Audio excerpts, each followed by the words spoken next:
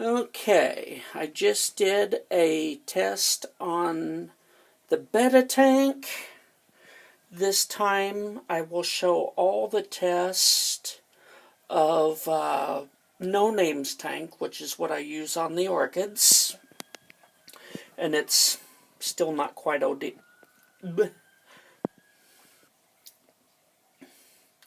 No Names tank is not quite ideal because, as you can see, going left to right, the ammonia is incredibly low.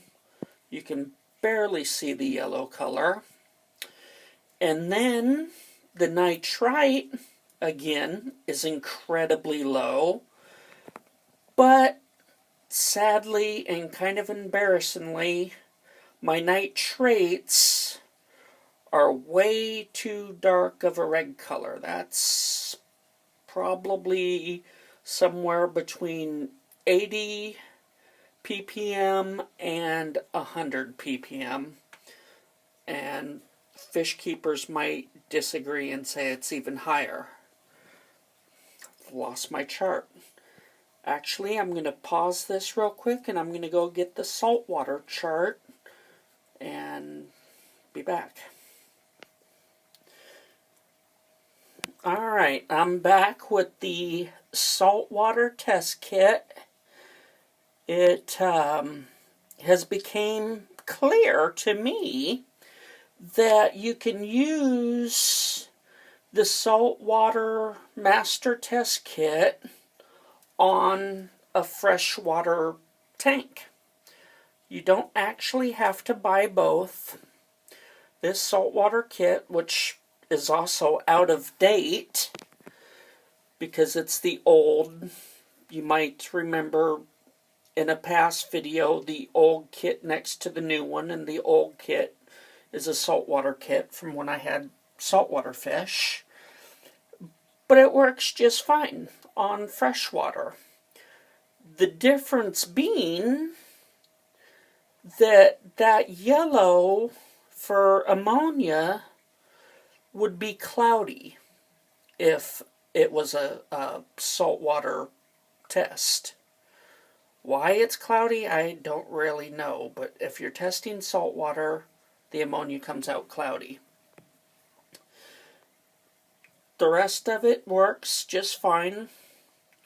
And over here on nitrate, you can see where it is turned red. And I said it was between 80 and 100.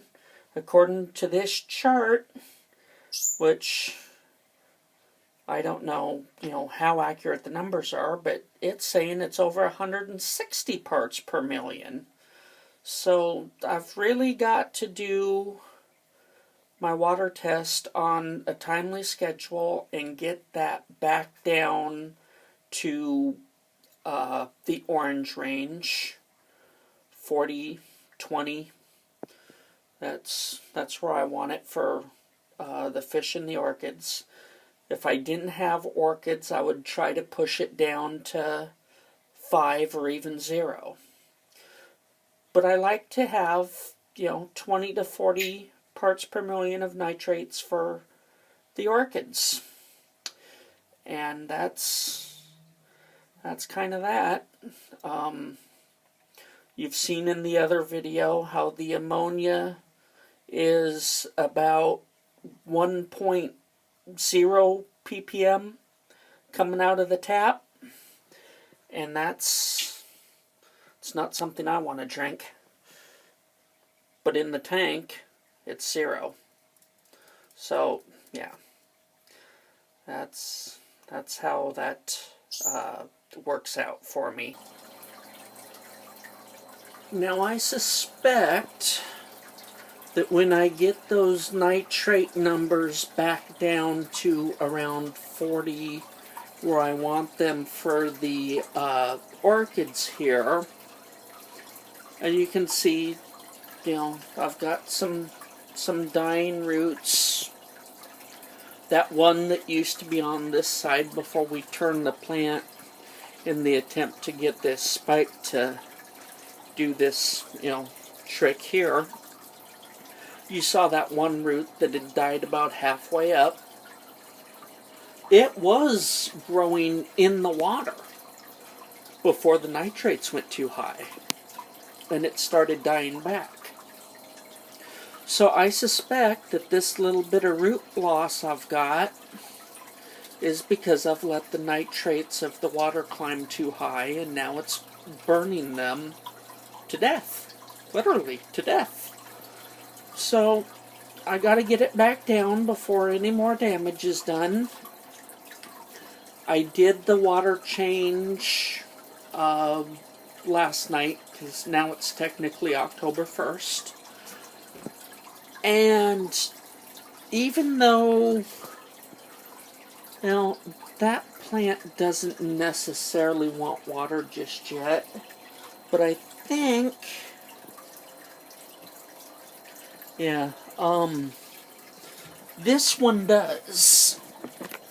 Oh, do not sit on a fish tank. That would not be smart. You know, you can kind of see the roots inside the pot. They're getting thirsty. This Phalaenopsis would like a drink, but I can't give it one right now.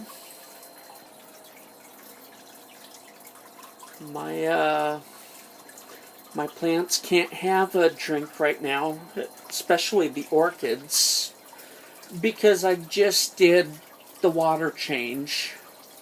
The water change needs to be about 24 hours old, and that high ammonia level from the well, in this case it's the hose. I bring the hose in through the door and fill up the tanks with my garden hose. With Oscars, I can get away with that. They're pretty hardy. But that high ammonia level that I showed in the last video, I don't want that ammonia on my orchids. So I need to wait a good 24 hours before watering them to give the bacteria a chance to process that ammonia, which I don't think it's at 1.0. I think it's about half that, 0.50 ppm. But still, I don't want that green, I'll call it green ammonia. I don't want it on my plants at that strength. I want it very, very close to zero, that yellow color, before it gets to my plants. And I suspect that when I get back to 40, my roots will quit dying off. Not that I'm having major root losses, but there's some there. I mean, there's 1, 2, 3 roots that I've lost outside of the pot.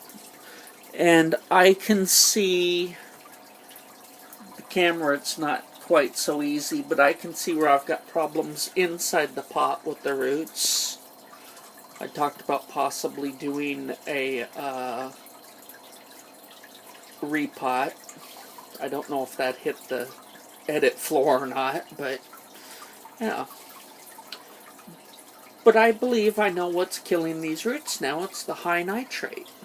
And when I get it back down to 40 where I want it, I suspect that this beautiful green on my Lucky Bamboo will start to fade. You can see it's,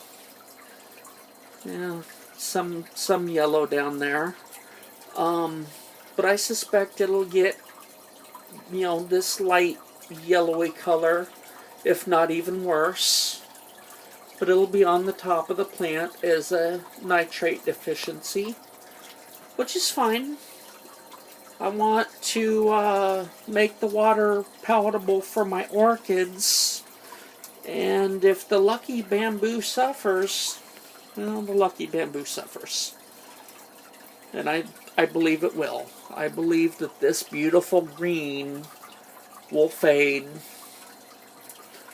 but I'll quit losing orchid roots, and that's my goal, is to not do damage to the orchids. If I kill this lucky bamboo by starving it to death, well, so be it. Maybe I'll put a little more in there and, it'll live for a while and die.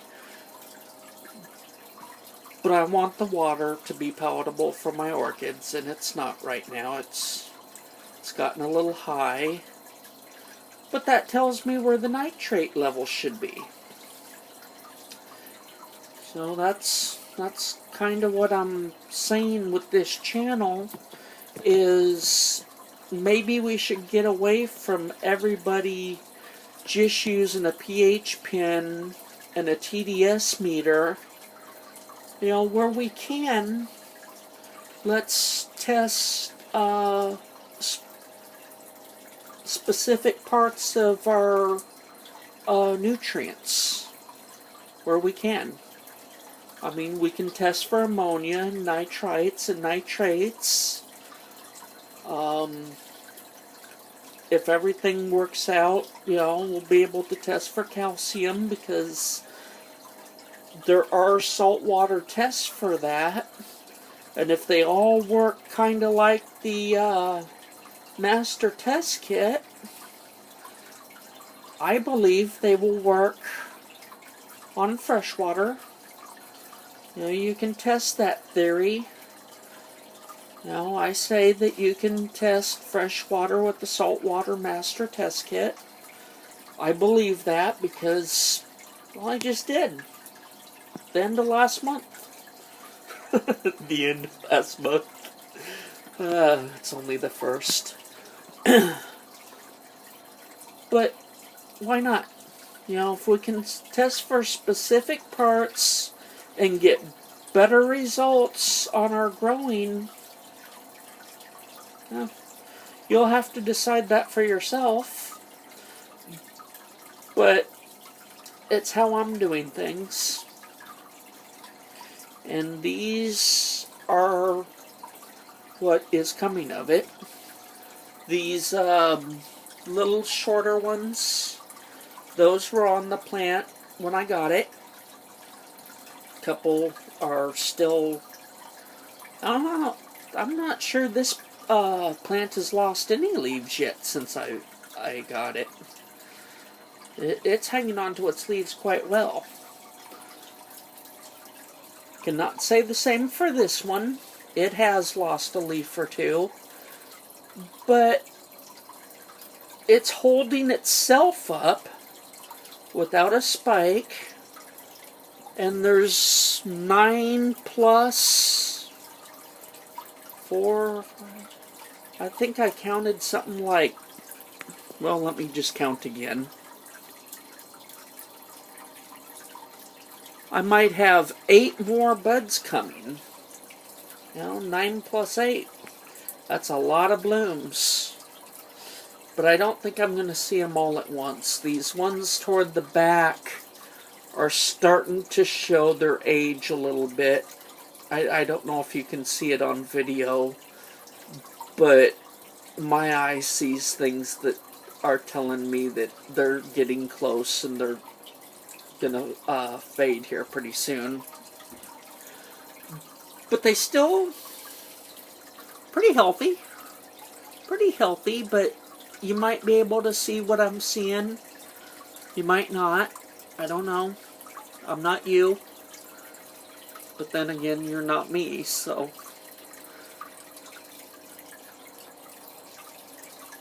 Yeah. Okay, I'm gonna have to cut this because I think I've gone too long. But see you next time.